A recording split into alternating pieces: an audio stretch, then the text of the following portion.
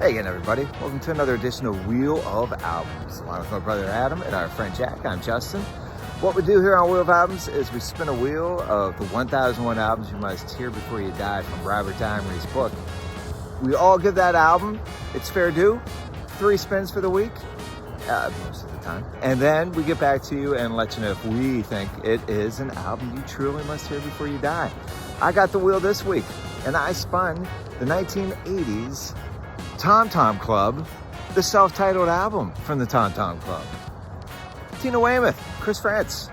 Guys, is this one worth our time? I will say my reaction to this being spun is I always remember seeing the movie stop making sense when I was younger in the 80s. Talking Heads gave the stage over to Tina and Chris. They got to do Genius of Love, and me knowing the Tom Tom Club through that movie, all I ever thought was that's the song that gets sampled all over the place in R&B and rap songs. A full album of the Tom Tom Club is something I was very surprised to see on the wheel. Adam? Boy, do I have a question for you, Justin and Jack. What do you get if you blend new wave, funk, dance pop, and post-disco, and you add a little splash of hip-hop, reggae, and Afrobeat music together with a good helping of fun? Black Uhuru? The one and only Tom Tom Club. Remember that song, Psycho Killer? It had some French in it. The Tom Tom Club. Very familiar with Genius of Love. I have enjoyed it for several decades. I figured if anything else was as good as Genius of Love, I would have heard it ad nauseum.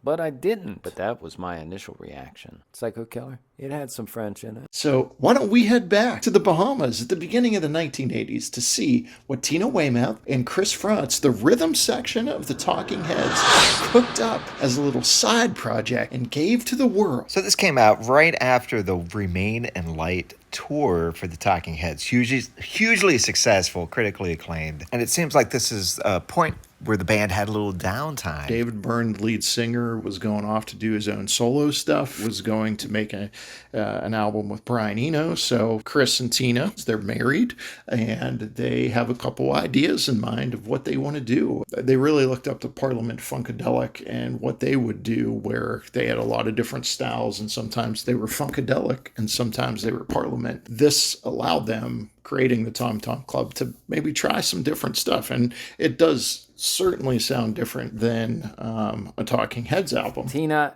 and Frantz record this album with Adrian Belew at their getaway, hideaway in the Bahamas. Tina's 3 sisters sang backup on the album, so it almost feels like they went on a family vacation. The name Tom Tom Club comes from a dance hall in the Bahamas in a rehearsal studio where they practiced at. All right, Adam, so let's put this in perspective. This would be like maybe like me and you heading down to Orange Beach, Alabama again, like last summer. We bring the girls with us, name the album maybe after an establishment, not Tacky Jack's because it took too long to get into there. Maybe we call it The Golf. I get the guy from next door who woke us up at 2 a.m. playing his electric bass out on the patio. I bring my Casio keyboard, as Justin usually does. We come up with maybe an incredible riff, me and bass guy from next door. But we take it too far, and it's just not an EP. It's a whole slew of songs that frankly aren't that good. Man, what a great EP this would have been if it had a radio version of Wording, Rapping Hood, and Genius of Love on one side, and the long version of Genius of Love on the other side. All right, this cracked me up. Jack doesn't even want a third song on here. He just wants 2 versions of Genius of Love. Because the other ones are half-baked. Well, we still have studio time. Let's just throw something together. Think of it in the perspective of 2 people blown off steam, having some fun, trying out some new music after being in this very big band for many years. If you worked with David Byrne for long enough, you would need a break from him too, because I guess he was really competitive. Tina and Chris were musicians with more to offer than just being in the Talking Heads. That just begs the question, do we go as far as feeling bad because David Byrne, from what we've read,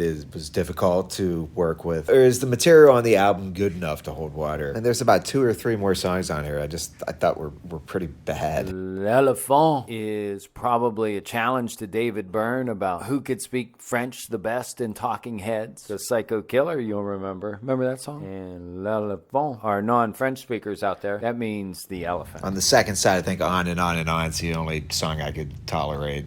Boomin' and Zoomin's got to be the worst song I've heard on this podcast in a while. Terrible song. There are some real clunkers on this record. Well, for 2 seasons in a row now, we have been blessed with getting a cover of Under the Boardwalk. I felt that it was only right to throw it up for a poll in the Twitter land, or X as people call it nowadays. Not me. I threw that out there, but I put a little caveat on there. I threw those 2 songs out there. The epic cover of Bruce Willis's Under the Boardwalk. I'm hoping Bruce won this, Adam, because the other 2 covers are pretty bad. Tom Tom Club did not win. The Undertones took the cake, even though I know, Justin, Jack, you were not fans of that. Undertones is a little bit more better because it's just way out there. Tom Tom Club seems happier and funner, and funkier. Awful version of Under the Boardwalk that was released in the UK. And is that our second time some band has done an awful cover of Under the Boardwalk on Wheel of Albums? Let's start keeping track. This one may be worse than the other one. All right, let's focus on what I think is the one positive on this album, Genius of Love. To top it off, I think the version of it on this album is too long. And it made me at times wish I was listening to Mariah Carey's Fantasy. I never thought I would say that. So let's run down this real quick. We got Fantasy by Mariah Carey. J.J. McKay played that as much as any Alanis Morissette song in 1995. Big Energy by Lotto in 2021. I actually love the sample in that song, and I'm going to double down and say I probably prefer that over the original Genius of Love. Lotto's got some spunk. It's Nasty, Genius of Love by Grandmaster Flash and the Furious Five. But it was like almost the same, it was within a couple years of it happening. So it was just a song that was familiar and got played a lot. Return of the Mac by Mark Morrison. Again, I'm tripling down. I like Return of the Mac more than the original Genius of Love. Return of the Mac, 1996. High Speed by Tupac and Outlaws. Genius Rap by Dr. Jekyll and Mr. Hyde. And Pop Gun One Nation by Ice Cube. Even though the samples sound great, I think the song itself holds up on its own. It's fine, but I don't know why. I'm sure if somebody's tuning in because they really love the Tom Tom Club and they're listening to me yap, they probably hate me right now just by saying that I think this song is even better when it's sampled. It struck gold with Genius of Love, and it is in the pantheon of great music that has been bestowed to the world. I didn't know that it had gone away. I didn't know it wasn't even all that popular to begin with. I always assumed it was a big hit. It wasn't. But I like the original. I've never stopped liking it. It was on the Night Flight TV show because of the video. And there used to be a late night talk show host, radio show host, Jim Bohannon. I just remember, and he carried, it was a late night. It was an overnight talk show on the radio. Maybe, the 11 p.m. to 2 a.m., something like that. But as his bumper music, he would play the Genius of Love snippet that was Bohannon, Bohannon, Bohannon, Bohannon. But Jim Bohannon's radio show kept it alive, at least in this young man's eyes. And our sponsors say we have enough time for one more topic. What's it going to be? Let's go with this. If you could name a bass player, drum player from a band from the past, or now, whenever, that released their own side project, who would that be? And this is a lazy, but I think a very good comparison to the Tom Tom Club. I think they'd be better. That would be Sonic Youth's Kim Gordon and the drummer, Steve Shelley. I think they could lay down something that would be much more fun. Gordon's got a vocal that can bring you in, unlike Tina. I think Thurston Moore would be jealous too. Let's go, let's have fun with this. Let's go Torque and Dolan's. Dolan's like to goof around on that Moog. I bet they could come up with something. Torque wrote Miss Auntie Griselda. So Torque and Dolan. They're down in the Bahamas. They're living it up, and they're just pressing record. That Torque Dolan's groove. James Brown. I think I'm going with Queen's rhythm section. And I know, Justin, you don't like Queen, but I'm saying you send Roger Taylor and John Deacon down to the Bahamas. Let them go to the Tom Tom Club. Let them rehearse, come up with something.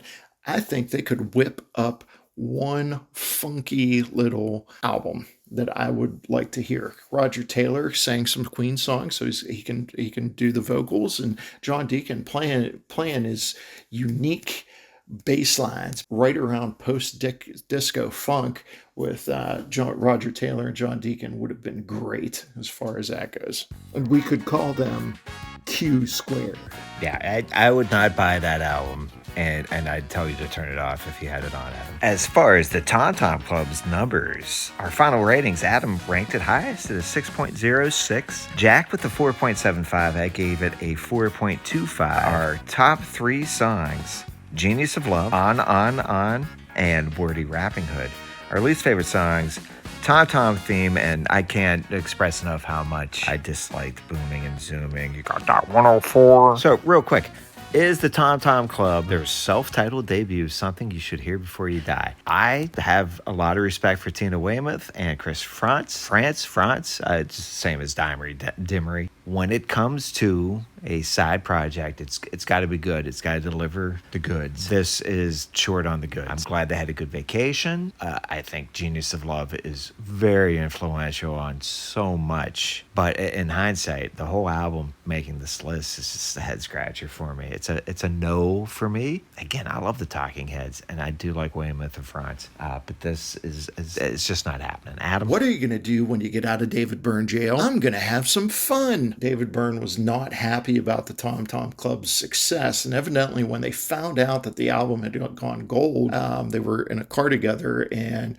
David Byrne just looked longingly and glumly out the window. And this is the same guy who, after leaving the Talking Heads in 1991, without telling his bandmates, they found out in the Los Angeles Times. Because of that, I'm going to give the Tom Tom Club a yes. It's a yes for me, because I think it gives you a better appreciation of what Tina and Chris' music abilities are. I think it's a fun album. So yeah, I think you need to hear this before you die. Listen to the Tom Tom Club before you die, but don't take it too seriously. Just gonna have some fun. all right, Jack, split the brothers' tie here. Frankly, I was a little shocked that the Tom Tom Club was on the list. I'm going to guess it's only because Dimery is a huge Talking Heads fan, so he wanted to justify if he snuck that David Byrne solo in there, maybe. I don't know. So anything Talking Heads related makes the list for him.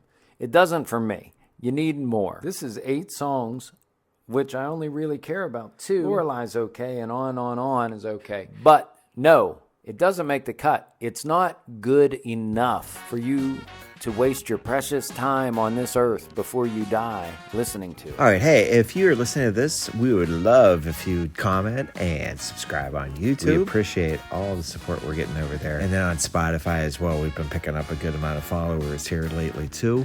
Give us a follow there, and we will give you a new episode almost every Monday. Adam's got the wheel for our next album. Here we go. I'm going to spin it, and it looks like we got Elephant Mountain.